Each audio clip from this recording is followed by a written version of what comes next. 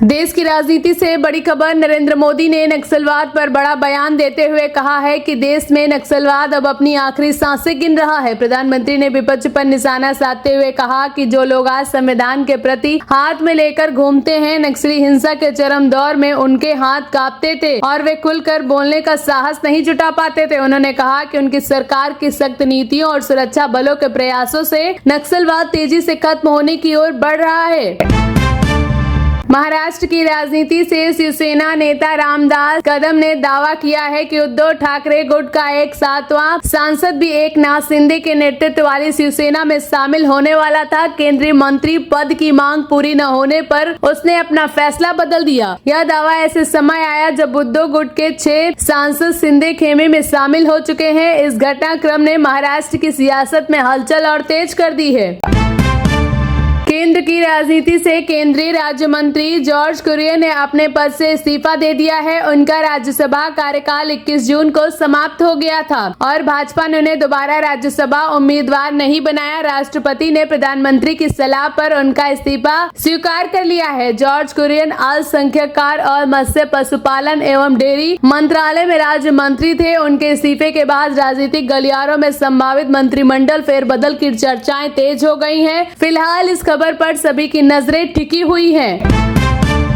मौसम को लेकर बड़ी खबर। देश के कई राज्यों में प्री मानसून गतिविधियां तेज हो गई हैं। राजस्थान, मध्य प्रदेश और उत्तर प्रदेश के कई इलाकों में बारिश और आंधी की संभावना जताई गई है, जबकि कुछ क्षेत्रों में अभी भी लू का असर बना हुआ है। मौसम विभाग के अनुसार मानसून ने फिर रफ्तार पकड़ ली है और मध्य भारत की ओर बढ़ रहा है। आने वाले दिनों में बारिश की गतिविधियां बढ़ सकती है, जिससे गर्मी से राहत मिलने की उम्मीद है। अयोध्या के राम मंदिर चढ़ावा विवाद में कथित चढ़ावा गबन मामले की जांच कर रही है। एसआईटी को नए सुराग मिले हैं और जांच का दायरा लगातार बढ़ता जा रहा है। सूत्रों के अनुसार अब कुछ नए चेहरों और मंदिर में गड़े कीमती धातुओं के प्रबंधन से जुड़े पहलुओं की भी जांच की जा रही है। एसआईटी अपनी प्रारंभिक रिपोर्ट उत्तर प्रदेश सरकार को सौंप चुकी है और मामले में कई लोगों से पूछताछ जारी है। इस बहुचर्चित मामले पर पूरे देश की नजर बनी हुई है। बिहार के लखीसराय से नीट एग्जाम घोटाले में बड़ा खुलासा हुआ है। पुलिस ने फर्जी आधार कार्ड, बायोमेट्रिक हेरफेर और डमी कैंडिडेट्स के जरिए परीक्षा में धांधली कराने वाले गिरोह का पर्दाफाश किया है। इस मामले में अब तक करीब 30 लोगों को गिरफ्तार किया गया है, जिनमें कुछ मेडिकल छात्र, बायोमेट्रिक ऑपरेटर और परीक्षा केंद्र से जुड़े कर्मी भी शामिल हैं। जांच एजेंसियां पूरे नेटवर्क की पड़ताल कर रही हैं। इस खुलासे ने राष्ट्रीय स्तर की परीक्षाओं की सुरक्षा व्यवस्था पर गंभीर सवाल खड़े कर दिए हैं। बिहार के चर्चित भोजपुर एनकाउंटर मामले पर कथावाचक श्री अनुरुद्धाचार्य के बयान ने सियासी बहस को और तेज कर दिया है। उन्होंने भरत तिवारी एनकाउंटर पर प्रतिक्रिया देते हुए कहा कि यदि किसी निर्दोष के साथ अन्याय हुआ है तो यह सरकार के लिए पाप के समान है और मामले की निष्पक्ष जांच होनी चाहिए। उधर इस एनकाउंटर को लेकर विवाद लगातार बढ़ रहा है। बिहार सरकार ने न्यायिक जाँच के आदेश दिए हैं, जबकि विपक्ष और कई सामाजिक संगठनों ने घटना पर गंभीर सवाल उठाए हैं। भारत पाकिस्तान के बीच जल विवाद को लेकर तनाव बढ़ता दिख रहा है। पाकिस्तान के रक्षा मंत्री ख्वाजा मोहम्मद आसिफ ने सिंधु जल समझौते को लेकर कड़ा बयान देते हुए कहा है कि अगर पाकिस्तान की जल सुरक्षा को खतरा महसूस हुआ तो अन्य सैन्य कार्रवाई पर विचार कर सकता है। यह बयान भारत सिंधु जल संधि को निलंबित रखने के फैसले के बाद आया है। दोनों देशों के बीच पहले से जारी तनाव के बीच पानी का मुद्दा अब राष्ट्रीय सुरक्षा से जुड़ा विषय बनता जा रहा है। पंजाब के लुधियाना से करोड़ों के वित्तीय घोटाले का बड़ा खुलासा हुआ है। जांच एजेंसियों ने 2 सगे भाइयों पर फर्जी कंपनियों का नेटवर्क बनाकर करीब 3089 करोड़ रुपए के संदिग्ध लेन देन और भारी नकदी निकासी का आरोप लगाया है। प्रारंभिक जांच के कई सेल कंपनियों और बैंक खातों के जरिए रकम के प्रवाह के संकेत मिले हैं। अधिकारियों ने संबंधित दस्तावेज और वित्तीय रिकॉर्ड खंगालने शुरू कर दिए हैं। मामले ने कारोबारी और कर व्यवस्था से जुड़े गंभीर सवाल खड़े कर दिए हैं, जबकि जांच लगातार आगे बढ़ रही है। पश्चिम बंगाल से तृणमूल कांग्रेस में जारी अंदरूनी खींचतान के बीच पार्टी ने चुनाव आयोग को अपनी नई राष्ट्रीय कार्य समिति और पदाधिकारियों की सूची सौंप दी है। सूची में स्पष्ट किया गया है कि ममता बनर्जी ही पार्टी की राष्ट्रीय अध्यक्ष बनी रहेंगी। पार्टी ने यह कदम संगठन पर नियंत्रण को लेकर उठे विवाद और बागी नेताओं की चुनौतियों के बीच उठाया है। माना जा रहा है कि यह फैसला टीएमसी नेतृत्व की पकड़ मजबूत करने और संगठनात्मक एकजुटता का संदेश देने की कोशिश की है। ब्रिटेन की राजनीति से प्रधानमंत्री कीर स्टारमर ने पद छोड़ने का ऐलान कर दिया है। उनके इस्तीफे के बाद लेबर पार्टी ने नए नेता की तलाश शुरू हो गई है। एंडी बैनहम प्रधानमंत्री पद की रेस में सबसे आगे बताए जा रहे हैं। स्टारमर के इस्तीफे के बाद ब्रिटेन की सत्ता में बदलाव की प्रक्रिया शुरू हो गई है और आने वाले दिनों में नए प्रधानमंत्री के नाम पर फैसला हो सकता है। हिमाचल प्रदेश के मौसम से शिमला और मनाली समेत प्रदेश के कई इलाकों में प्री मानसून बारिश का दौर जारी है। मौसम विभाग के कई क्षेत्रों में आंधी, बिजली गिरने और तेज हवाओं को लेकर अलर्ट जारी किया है। पहाड़ी इलाकों में मौसम बदलने से तापमान में गिरावट दर्ज की गई है और लोगों को गर्मी से राहत मिली है। पर्यटकों और स्थानीय लोगों को खराब मौसम के दौरान सतर्क रहने की सलाह दी गई है। आने वाले दिनों में बारिश की गतिविधियां और बढ़ने की संभावना जताई गई है।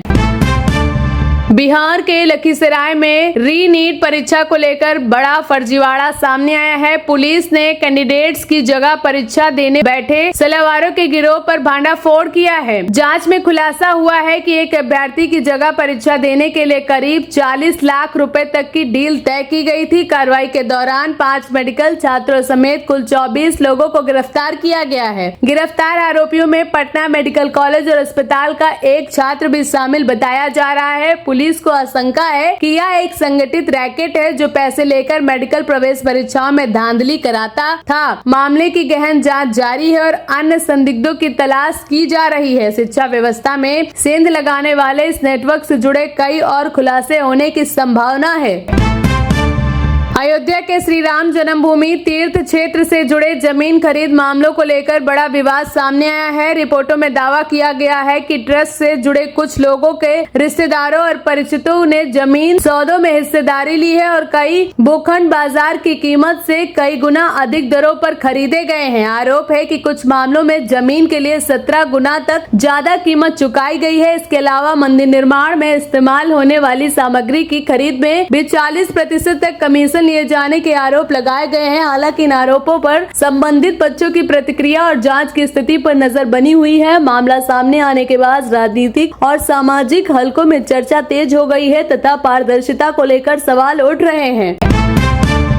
रक्षा क्षेत्र से भारत के लिए बड़ी खबर। भारत और यूएई के बीच रक्षा सहयोगों को नई मजबूती मिल सकती है। यूएई ने भारत के स्वदेशी ब्रह्मोस सुपरसैनिक क्रूज मिसाइलों और आकाश तीर एयर डिफेंस सिस्टम में रुचि दिखाई है। दोनों देशों के बीच इन रक्षा प्रणालियों की संभावित बिक्री को लेकर बातचीत जारी है। यह कदम भारत के बढ़ते रक्षा निर्यात और दोनों देशों के रणनीतिक संबंधों को और मजबूत करने की दिशा में अहम माना जा रहा है। ईरान और अमेरिका के बीच परमाणु समझौते को लेकर बड़ी खबर सामने आई है। बातचीत के बीच ईरान ने संयुक्त राष्ट्र की परमाणु निगरानी संस्था अंतर्राष्ट्रीय परमाणु ऊर्जा एजेंसी के निरीक्षकों को दोबारा पहुंचाने पर सहमति जताने की बात कही गई है। इस कदम को परमाणु विवाद सुलझाने की दिशा में अहम माना जा रहा है। हालांकि दोनों पक्षों के बयानों में कुछ मतभेद भी सामने आए हैं और अंतिम समझौते को लेकर बातचीत अभी जारी है। अंतर्राष्ट्रीय समुदाय की नजर इस कूटनीतिक पहल पर बनी हुई है। पश्चिम बंगाल की राजनीति से तृणमूल कांग्रेस में अंदरूनी कलह के बीच बगावती गुट ने समानांतर संगठनात्मक ढांचा बनाने का दावा किया है। तृप्त बनर्जी के नेतृत्व वाले गुट ने आरूप राय को नया चेयरपर्सन घोषित किया है और राष्ट्रीय कार्य समिति बनाने का ऐलान किया है। इस गुट ने पार्टी नेतृत्व पर संगठनात्मक नियमों का पालन नहीं करने का आरोप लगाया है। वहीं ममता बनर्जी समर्थक नेताओं ने इस कदम को असंवैधानिक बताते हुए खारिज कर दिया है। टीएमसी में बढ़ता विवाद अब पार्टी के भविष्य की लड़ाई बनता दिख रहा है। ब्रिटेन की राजनीति में एक नया चेहरा तेजी से चर्चा में है। एंडी बनहर्म लेबर पार्टी के नेतृत्व की रेस में सबसे आगे बताए जा रहे हैं। पत्रकारिता से राजनीति में आए बनहर्म पहले कैबिनेट मंत्री रह चुके हैं और ग्रेटर मैनचेस्टर के मेयर के तौर पर उन्होंने अपनी अलग पहचान बनाई है। कोरोना काल में केंद्र सरकार से टकराव और क्षेत्रीय मुद्दों की आवाज उठाने के कारण उन्हें किंग ऑफ द नॉर्थ कहा गया है। अब उनकी नजर ब्रिटेन के प्रधानमंत्री पद पर पहुंचने पर है।